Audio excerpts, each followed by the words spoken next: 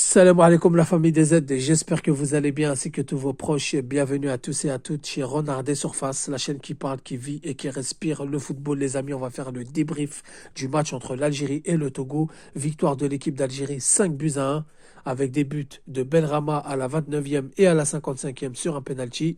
Oussama Aouar à la 68e, Gouiri à la 86e et Amoura à la 95e. L'Algérie a nettement dominé la rencontre. 67% de possession de balle, 20 tirs dont 8 cadrés, 602 passes pour l'Algérie contre 334 pour le Togo. Donc je rappelle, c'était la troisième journée des qualifications à la prochaine Coupe d'Afrique des Nations qui aura lieu au Maroc de décembre 2025 à janvier 2026. Donc Boudaoui a remplacé Zorgan à la 46e, Gouiri a remplacé Marez à la 75e, Amoura a remplacé Boundia à la 75e, Farsi remplace Benrahma à la 83e et Ibrahim Maza, le jeune Algéro-allemand, remplace Aouar à la 89e. Donc on est parti sur un 4-2-3-1 avec Guendouzi, cette nouveauté dans les cages. On a pu voir Guendouzi, ce qui vaut. Aïssa Mandi en arrière droit, Tougaï Ben Sebaini dans l'axe de la défense, Aït Nouri en arrière gauche. Zorgan Zerouki, ce qui avait très bien marché face au Libéria, a été reconduit au milieu de terrain. Marez sur l'aile droite, Aouar en numéro 10, Benrahma sur l'aile gauche et Bardal Boundiah en avant-centre. Donc première mi-temps poussif malgré une nette domination, manque d'efficacité. On s'est créé quand même pas mal de situations, on s'est créé des tirs, on s'est créé des décalages, mais on n'arrivait pas à se trouver, on n'arrivait pas à se... on va dire, à être très dangereux et très tranchant. Ça a été très poussif parce que pour moi, l'attaque Marez-Boundiah ne fonctionne plus. Il y a eu une perte de vitesse et il y a eu aussi Zorgan qui n'a pas fait le job, qui n'a pas alimenté Aouar les ballons. Donc Aouar était des fois obligé de redescendre bas pour venir chercher les ballons. Zorgan qui était un peu perdu sur le terrain, ce qui a fait qu'on n'a pas apporté cette vitesse, on n'a pas apporté ce qu'il fallait pour aller prendre l'adversaire dans le dos, l'adversaire en plus qui est venu, qui a ouvert le jeu, qui a apporté de la vitesse, qui a joué sur les côtés, donc il y avait la place d'aller se créer des occasions et d'aller marquer plus de buts que ça en première mi-temps.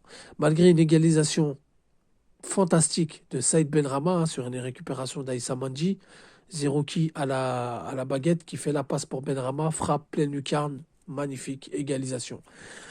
Et oui, égalisation, car on a pris un but très bête encore une fois, on s'est fait prendre dans le dos de la défense. Et là, je dirais, vous connaissez ma position sur Tougaï, c'est vrai que je le critique souvent, il n'est pas tout à fait en tort.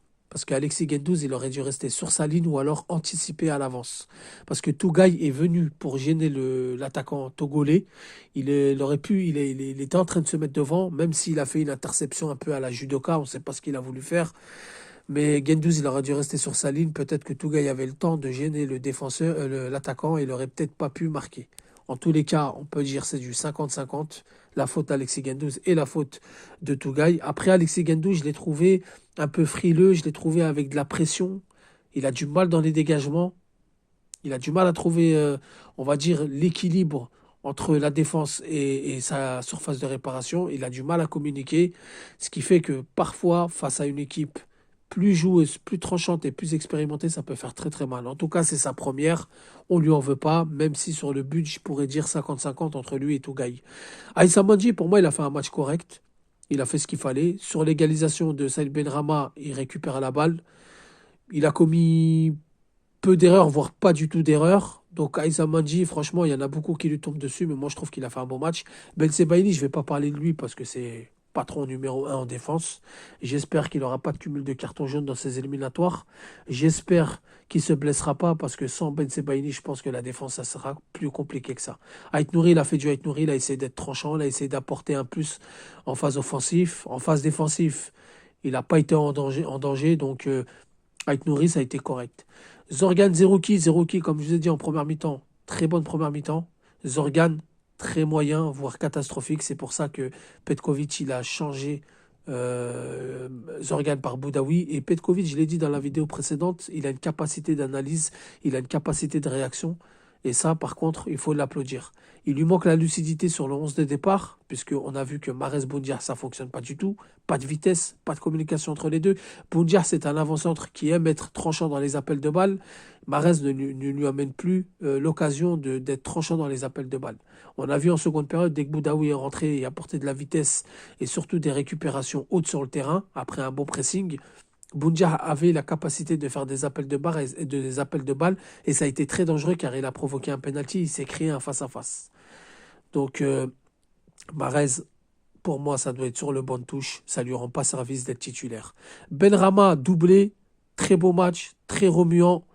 Il a fait ce qu'il fallait faire. Il a fait une égalisation. Il a tenté. Il a mis des frappes. Benrahma qui nous a redonné du souffle, doublé, coup sur coup. Donc à la 29e, il met une frappe pleine lucarne, magnifique, qui fait réveiller le stade. Et à la 55e, il transforme le penalty sans pression. Donc Benrahma, il a fait taire beaucoup de critiques. Il est bien en premier. Ensuite, en deuxième mi-temps, les amis, comme je vous ai dit, dès que Boudaoui est rentré, ça a changé le jeu. Ça a porté de la vitesse. Il a un gros volume de jeu. Il est au four et au moulin. Il fait des pressings et surtout, il a une capacité d'interception de balle qui est magnifique, incroyable. Ce qui permet de relancer Oussem Aouar et de devenir le maestro qui doit être. Et franchement, je vous le dis les amis, Oussem Aouar, c'est notre maestro, c'est notre numéro 10. La clé du jeu doit passer par ce joueur. Il est élégant, il est précis dans ses passes, dans ses contrôles de balles. Rappelez-vous l'occasion sur la frappe de Mahrez et la tête de Bardan Boundia. Son défaut à lui, c'est qu'il manque de lucidité. Oussem Aouar qui intercepte, qui met un crochet, qui décale Riyad Mahrez. Par contre, il y a une bonne entente entre Mahrez et Oussem Aouar. Dommage que Mahrez a perdu sa vivacité. Dommage que Mahrez n'est plus ce qu'il était. Car un Mahrez en forme avec un Oussem Aouar, ça aurait fait très très mal. Donc les entrants, Gouiri, Amoura, ont apporté quelque chose de plus. Gouiri rentre, efficacité directe, il marque. Amoura, c'est la même chose. Passeur, buteur, il fait un pressing. Il a la capacité de pousser les défenseurs à l'erreur. Et c'est ça qui est bon. Et c'est pour ça qu'on veut voir Amoura titulaire. Ça a marché contre l'Ouganda. Il l'a fait contre le Mozambique. Là, pareil, sur son but, il intercepte suite à un pressing. Il pousse le défenseur à l'erreur de par sa rapidité. Comme il le fait en Bundesliga avec Wolfsburg, il fait exactement la même chose. Il pousse les défenseurs à l'erreur. C'est pour ça que je dis souvent, c'est très compliqué de défendre face à un joueur comme ça. Et ensuite, action de grande classe avec Ibrahim Maza, Farsi et Amoura à la conclusion.